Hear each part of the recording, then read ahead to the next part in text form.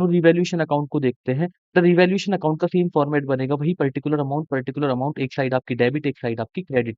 Credit side में जब भी आप लोगों को फायदा होगा, बेटा फायदा आपका 2 केस में होने वाला है, जब भी लायबिलिटीज की वैल्यू कम हो जाए और एसेट्स की वैल्यू बढ़ जाए।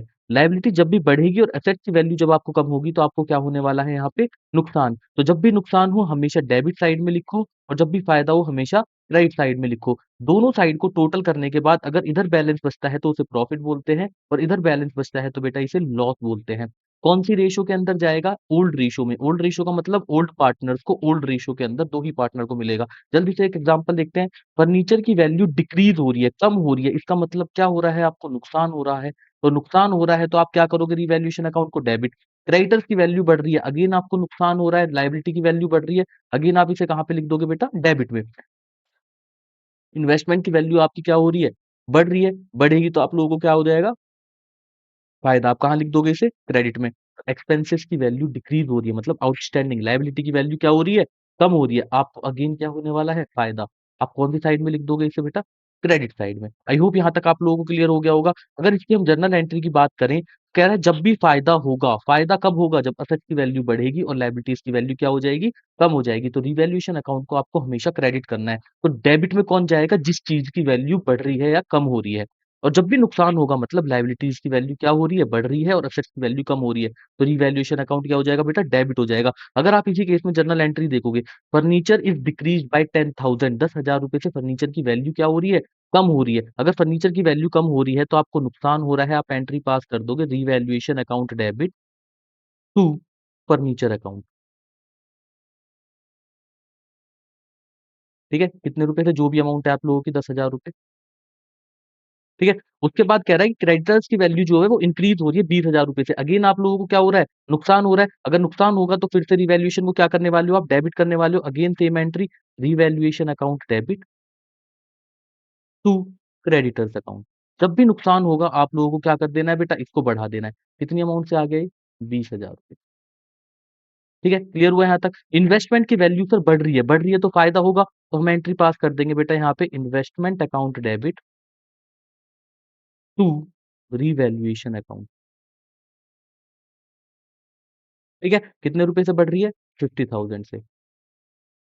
क्लियर हुआ यहाँ तक? नेक्स्ट पॉइंट देखते हैं, outstanding expenses are decreased. Again फायदा हो रहा है, आप लिख दोगे outstanding expenses account debit to revaluation account. ठीक है, कितनी अमाउंट आ रही है आप लोगों की? अमाउंट आ रही है सर 10,000 रुपए।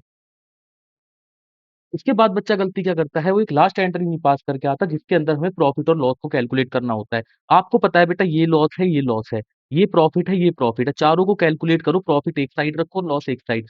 प्रॉफिट की अमाउंट आ गई बेटा 60,000 रुपए, जो क्रेडिट में आया था। और लॉस वाली अमाउंट को अगर आप टोटल करोगे तो 20,000 और 10 30,000 रुपए। तो लॉस आ गया आपका कितने का? 30,000 का। तो नेट क्या बचा सर? नेट बचा प्रॉफिट। कितने रुपए का बचा? 30,000 का। किसको बढ़ जाएगा? ओल्ड पार्टनर्स को ओल्ड रेशियो में। मैंने आप लोगों को बताया था जब भी पार्टनर्स को प्रॉफिट मिलता है तो हमेशा पार्टनर्स क्या होंगे? पार्टनर्स होंगे सर क्रेडिट। पार्टनर्स अगर क्रेडिट होंगे तो डेबिट कौन हो जाएगा? डेबिट हो जाएगा बेटा रिवैल्यूएशन अकाउंट। तो रिवैल्यूएशन अकाउंट को अगर आप डेबिट करोगे, आप एंट्री क्या पास कर दोगे? सर रिवैल्यूएशन अकाउंट डेबिट, ये प्रॉफिट को बांटने की एंट्री है, टू जो भी पार्टनर थे, मान लो 2 पार्टनर थे ए और बी, ओल्ड रेशियो थी, मतलब इक्वल रेशियो मान के चलते हैं, तो दोनों को कितने-कितने रुपए का प्रॉफिट हो जाएगा? 15-15 हज़ार का। ये वाली एंट्री बच्चा पास करना भूल जाता है क्योंकि इसके बारे में कुछ भी इस पॉइंट के अंदर नहीं दे रखा होता। तो इसके लिए आपको ये तब करना है। आई होप यहाँ तक आप लोगों को समझ में आ चुका होगा। इसी क्वेश्चन को अगर आप लोगों को अकाउंट के अंदर प्रिपेयर करना है तो कैसे करेंगे? Furniture is decrease by, again क्या होता है? ये नुकसान था,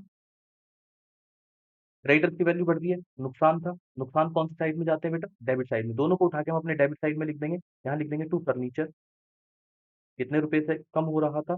सर 10,000 रुपए से। टू क्रेडिटर, कितने रुपए से बढ़ रहा था? 20,000 रुपए से। नेक्स्ट पॉइंट देखते हैं, इन्वेस्टमेंट की वैल्यू बढ़ रही थी, क्या हो रहा था आपको? फायदा। और यहाँ पे आउटस्टैंडिंग एक्सपेंस भी आप लोगों के क्या हो रहे थे? कम हो रहे थे, क्या हो रहा था? फायदा। मैंने बताया आपको फायदा होगा तो अकाउंट क्या होगा? हमेशा क्रेडिट होगा। तो क्रेडिट साइड में ले जाके क्या लिख देते हैं? यहाँ पे लिख देंगे बाय इन्वेस्टमेंट अकाउंट। ठीक है, कितने रुपए बेटा? 50,000 रुपए। और यहाँ पे हम लिख देंगे बाय आउटस्टैंडिंग एक्सपेंसेस, कितने रुपए से आ जाएंगे बेटा? 10,000। दोनों साइड को टोटल करेंगे, जो ज़्यादा होगा उसको इस साइड लिख देंगे, इस साइड भी लिख देंगे। इधर कमी पड़ रही है किस चीज़ की? प्रॉफ़िट की। प्रॉफ़िट बच के आ जाएगा और ये प्रॉफ़िट किसको ट्रांसफ़र होने वाला है बेटा? ए को और बी को। ओल्ड रेशियो में ओल्ड रेशियो मान के चल रहे हैं हम, 1:1 कुछ नहीं दे रखा क्वेश्चन में। कितना बच गया? 30,000 रुपए। 15,000 इसको चला गया, 15,000 रुपए इसको चला गया। आई होप आप लोगों को ये रिवैल्यूएशन अकाउंट का पूरा फॉर्मेट और साथ में जर्नल एंट्रीज़ क्लियर हो चुकी होंगी।